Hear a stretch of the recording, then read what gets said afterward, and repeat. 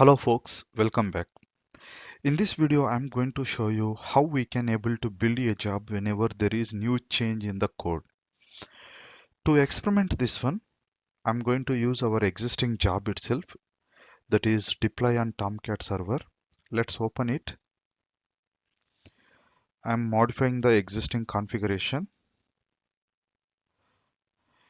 Here if you scroll down little bit, you can see build triggers.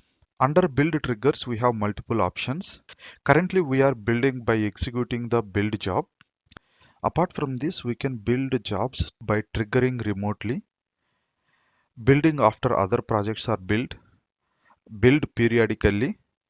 Under build periodically, you need to specify cron job so that job get executes at that particular period of time.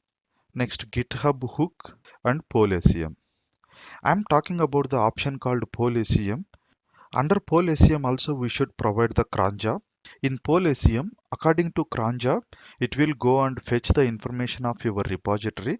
In our case, our repository is hello world. So at that particular period of time, if there is any changes in the repository, it is going to build that job. If it didn't find any changes, it won't trigger that job. So let's schedule it. I'm giving all stars, nothing but every minute, every hour, every day, every month, and every week it should get executed. If you want to execute once in a day, you can specify that, okay, around 12 o'clock every day I want to execute. This is how you can define the cron job. But we want to see how Polyscium does it work. So we are going to specify all stars. Nothing but every minute a job should get executed. Apply.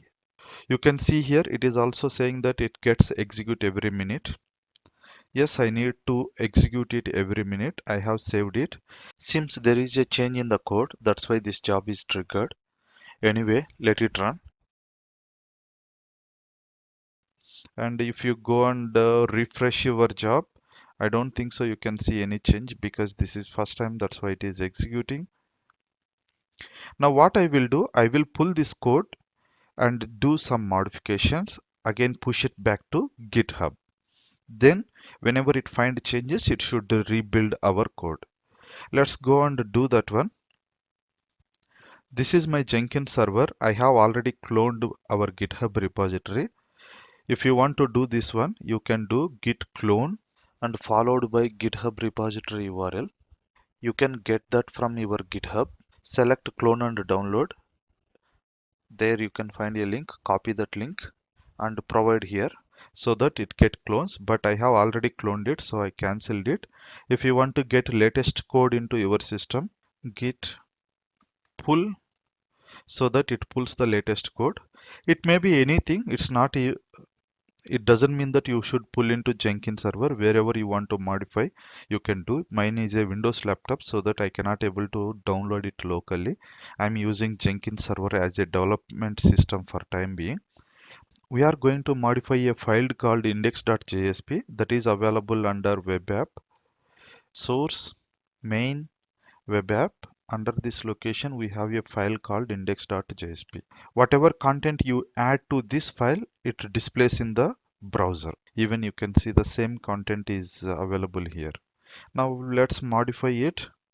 Vi index.jsp. I'm adding h2, nothing but header 2.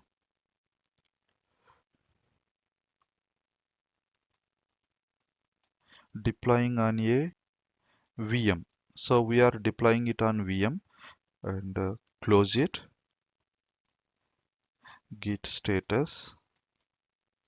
We have modified a file. So git status tells you that if there is any changes in the code, git commit -m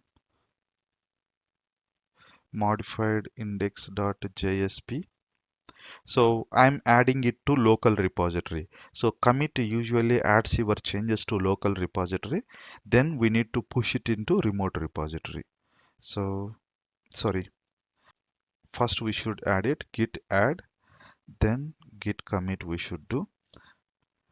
And if you see here, if we see in our GitHub, I'm just refreshing it.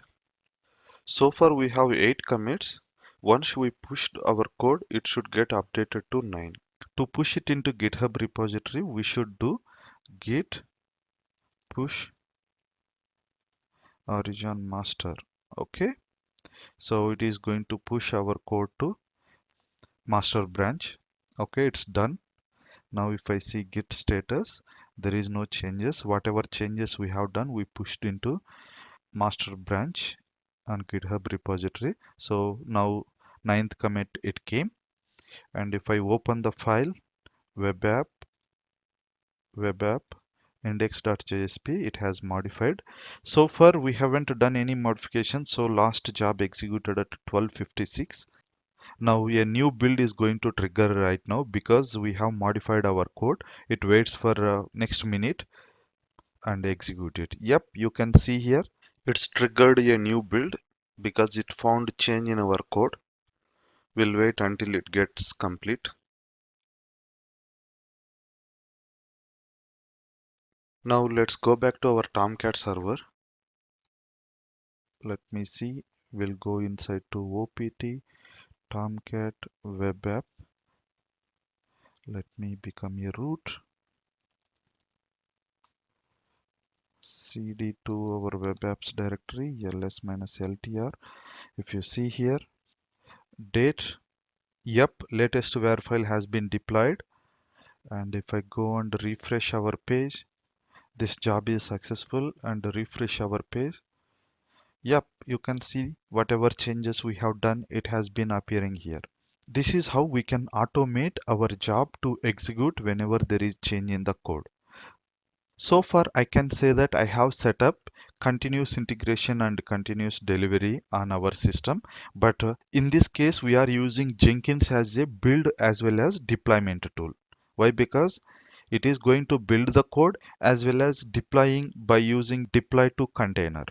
Hope you understand how the automated build happens. That's all for this section. In next section, we are going to talk about how to deploy on a Docker container. Thanks for watching this video. See you in the next video.